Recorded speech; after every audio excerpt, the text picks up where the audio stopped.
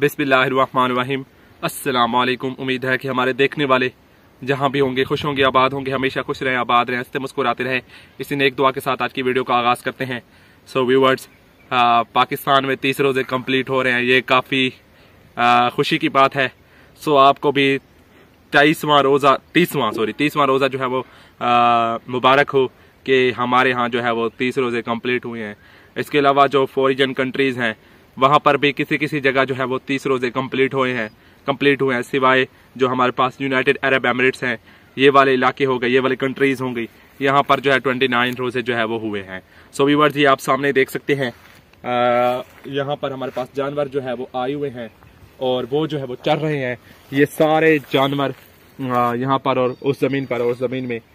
सो क्या हुआ है कि यहाँ पर अब पीछे से वो ट्रैक्टर जो है वो लगी हुई है और वो जो है जमीन में हाल चलाने को है और फसल की काश्त जो है वो शुरू हो चुकी है। इसलिए ये जानवर आए हुए हैं चरने के लिए, ताकि जो नीचे सीटियां वगैरह बची हुई हैं उसे चर लिया जाए और जमीन का जो है वो सफाया हो जाए। सो कल हमारे पास ईद है और सबसे पहले मैं आप सबको, जितने भी हमारे व्यूवर्स हैं, उन सबको एडवांस ईद मुबारक दूंगा। और हमारे लिए जो है ये ईद खुशी वाली ईद नहीं होगी। उसकी भी एक वजह है कि हमारे सबके 12th के BS के ईद के बाद फौरन पेपर हैं। सो हमारी खुशी को तो किसी की नज़र लग गई है। हमें पेपर देने जाना पड़ेगा और हमारी तैयारी भी नहीं है पेपर की। आपको पता है कि रमज़ान होता है और ऊपर से हमारे साथ जो इंसिडेंट हुआ है, तो हम जो है वो प्रॉपर वे से तैयारी नहीं कर सके जो कि पहले होती थी। सो कोशिश करेंगे कि अच्छे से अच्छे मार्क्स जो है वो गेन करें। आपने भी हमारे लिए दुआ करनी है कि हमारे जो है अच्छे मार्क्स हैं। सो अभी जो है मैं बाकी सारा सामान तो मैं ले आया था दोपहर को, लेकिन अम्मी जान ये कह रही हैं कि आप प्याज नहीं लाए और इसके अलावा आपने ख़त्म के लिए कुछ 2-3 चीज़ें भी लेकर आनी है। सो वो भी मैं लेने जा रहा हूँ। अभी 5-10 मिनट बाद जो है मैं यहाँ से रवाना हो जाऊँगा, चला जाऊँगा और वो चीज़ें जो है वो परचेज करके आऊँगा। सो व्यूअर्स, बादल जो है वो थोड़े बहुत आए हुए हैं और यही प्रिडिक्शन है कि कल ईद जो है जब होगी तब उस वक्त जो वेदर है वो बेहतर होगा एज कम्पेयर टू अदर।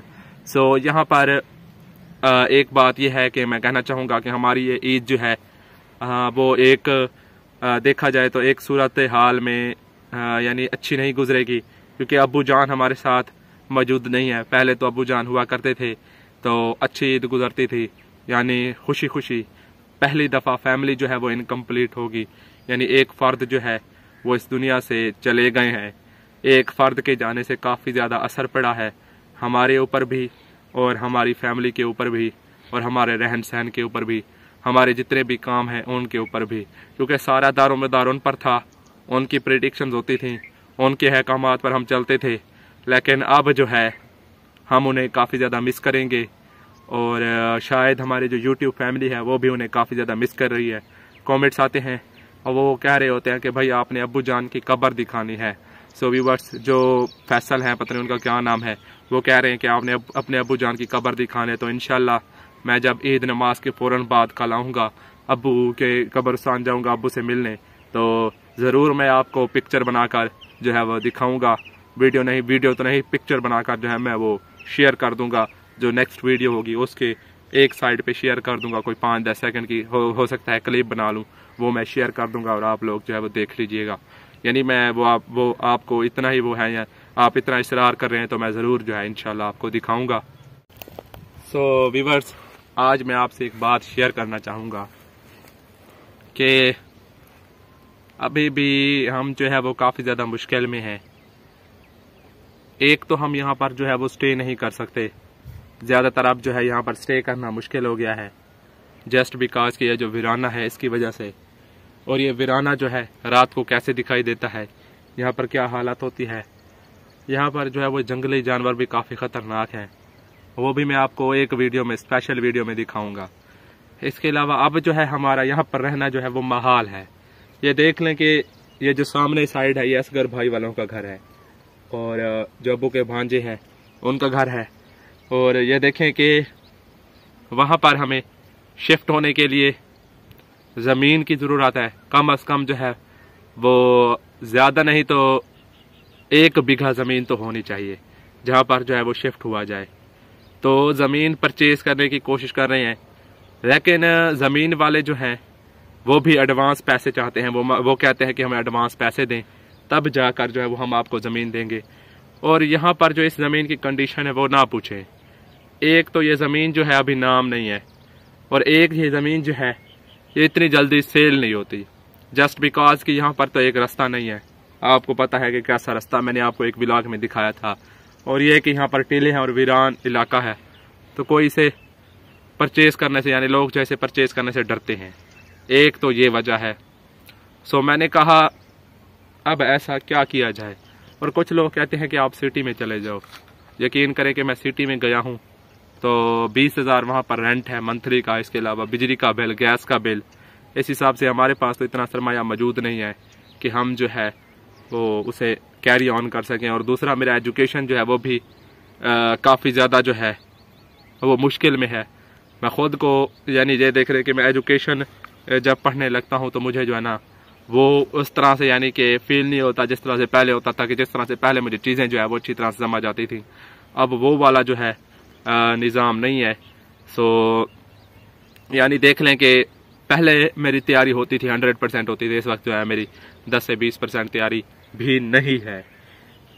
इसकी वजह आपको पता है क्या है वजह। अब अगर मैं स्टडी को टाइम दूं तो दूसरे काम नहीं होते, यानी कि एक अलग प्लेस पे जाकर स्टडी की जाए तो पीछे काम बहुत ज़्यादा होते हैं, तो पीछे अम्मी अकेली हो जाती हैं। अगर जाया जाए यहाँ से अगर जाते हैं तो अम्मी अकेली हो जाती है, ज़ाहिर सी बात है यहाँ पर और कोई होता नहीं है, तो अम्मी अकेली हो जाती हैं। और वो जो है फिर टेंशन लेती रहती हैं कि मैं अकेली हो गई हूँ, शायद अब्बू जान जो है वो जिंदा होते, तो वो फिर रोती रहती हैं, तो फिर मुझे उनकी टेंशन लगी रहती है। इसके अलावा सारी बहनें और मैं तो आपको पता है पढ़ने चले जाती हैं। तो एक तो वजह ये है। दूसरा, सिटी में हमारे पास इतने पैसे तो नहीं है कि हम अपना मकान परचेज़ कर लें या ज़मीन परचेज़ कर लें। हम रेंट पर ही ले सकते हैं, लेकिन रेंट पर जो है ना वो भी काफ़ी ज़्यादा ख़र्चा होता है।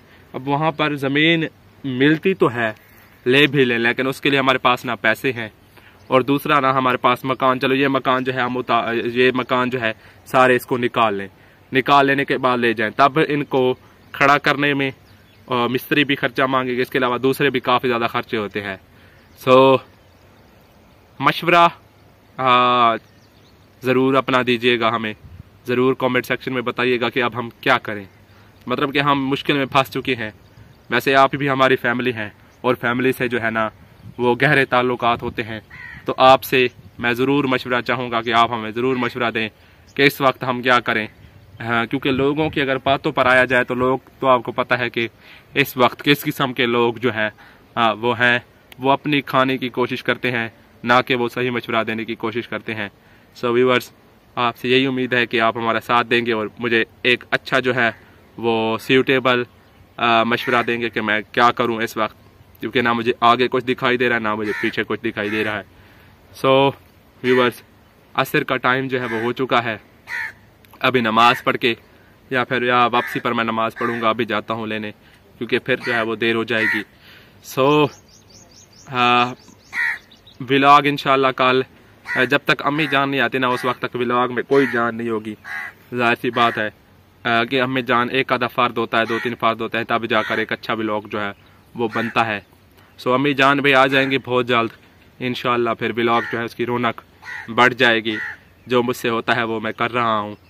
सो व्यूअर्स, अल्लाह ताला से यही उम्मीद है, यही दुआ है कि आपकी जो ईद है वो बहुत अच्छी गुजरेगी इंशाल्लाह। खूब आपने एंजॉय करना है इस ईद में, और जो है हमें अपनी दुआओं में ज़रूर याद रखना है। हम भी आपको अपनी दुआओं में याद रख रहे हैं। सो आज का व्लॉग यहाँ तक, इंशाल्लाह आपसे दोबारा मुलाकात होगी कल एक अच्छी वीडियो में। तब तक मुझे दीजिए इजाज़त। अल्लाह हाफिज़।